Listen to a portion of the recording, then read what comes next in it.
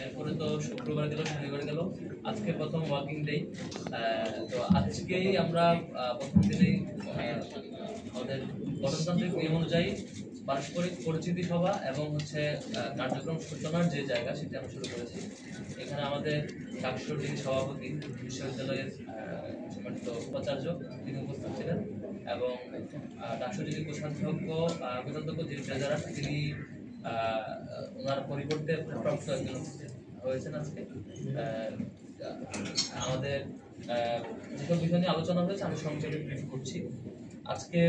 আজকের সবাই আমরা পারস্পরিক পরিচিত হয়েছি, যারা নির্বাচিত হয়েছে তারা, এবং আমরা আলোচনা করেছি, সিদ্ধান্ত নিয়েছি আজকে থেকে আমরা শিক্ষার্থীদের প্রতিনিধি হয়ে যে মতেরই থাকি না কেন, যে দলের যে মতের যে চিন্তা যা হোক না কেন, আমরা সবকিছু পেছনে রেখে শিক্ষার্থীদের প্রতিনিধিত্ব করে শিক্ষার্থীদের ভয়েস রেস করতে চাই, শিক্ষার্থীদের জন্য কাজ করতে চাই, সবার প্রতিনিধি হয়, সবাইকে জানাতে হবে। সেই জায়গাটাতে আমরা একমত হয়েছি। আমরা এদের সাথে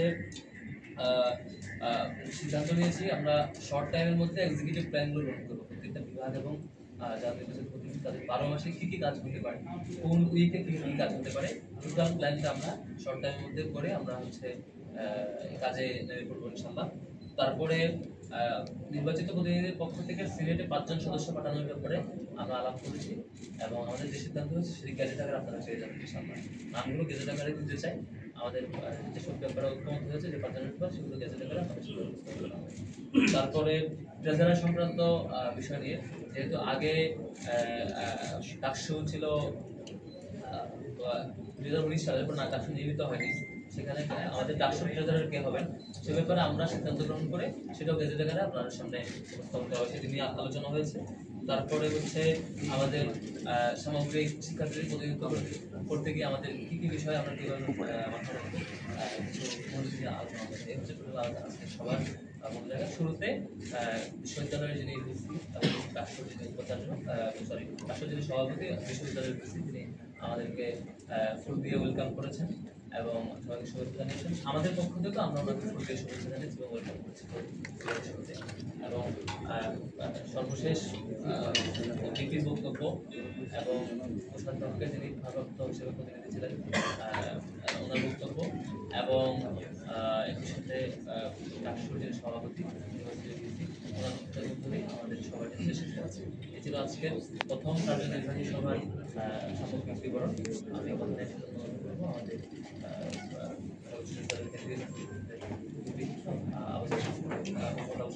আমরা প্রতিনিধি যে 5 জনকে পাঠাবো সে ব্যাপারে প্রথম প্ল্যান ছিল গেজেট আকারে আপনাদেরকে জানাবো।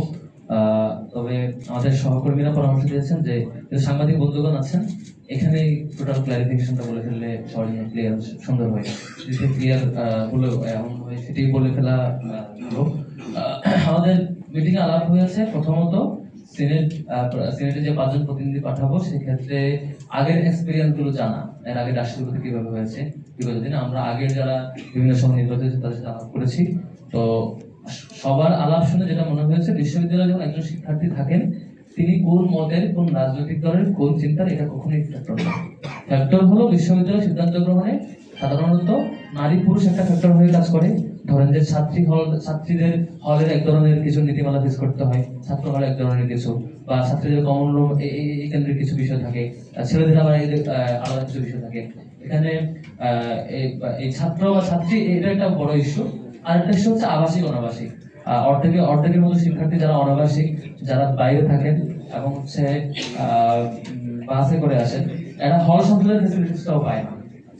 এবং মানে বলা চলে শুধুমাত্র বাস আসা যাওয়া করে দিতেই, আর হলে যারা আবাসিক থাকে তারা হলের একটা হল সংসদের ফেসিলিটিস পায় কথা বলে।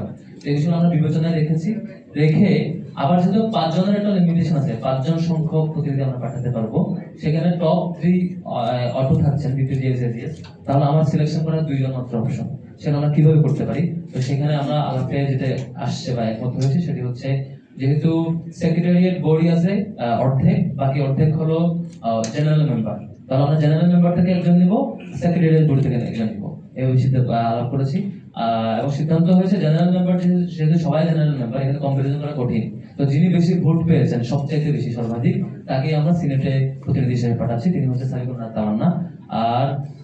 আর হচ্ছে সেক্রেটারিয়েট বডিতে কাকে করা যায় সেক্ষেত্রে আলাপ হচ্ছে, বাকি 4 জন যেহেতু ঠিক হয়ে গেছে, একজন এমন হওয়া দরকার যে একদম এককভাবে বা সবকিছুতে অনাবাসী শিক্ষার্থীদের প্রবলেমগুলোর জন্য তিনি দায়বদ্ধ। তিনি এই বিষয়গুলো দেখবেন, যেহেতু হল সংসদে অলরেডি হলের আবাসিক শিক্ষার্থীর জন্য দেখবেন, অনাবাসী শিক্ষার্থীরা এই ধরনের বেশি প্রবলেম ফেস করে। আমরা সকল অনাবাসী শিক্ষার্থী বাস কমিটি তাদের সাথে বসে ওনাদের প্রত্যাশার জায়গা এটা ছিল যে সব জায়গায় তাদের প্রতিনিধি থাকবে।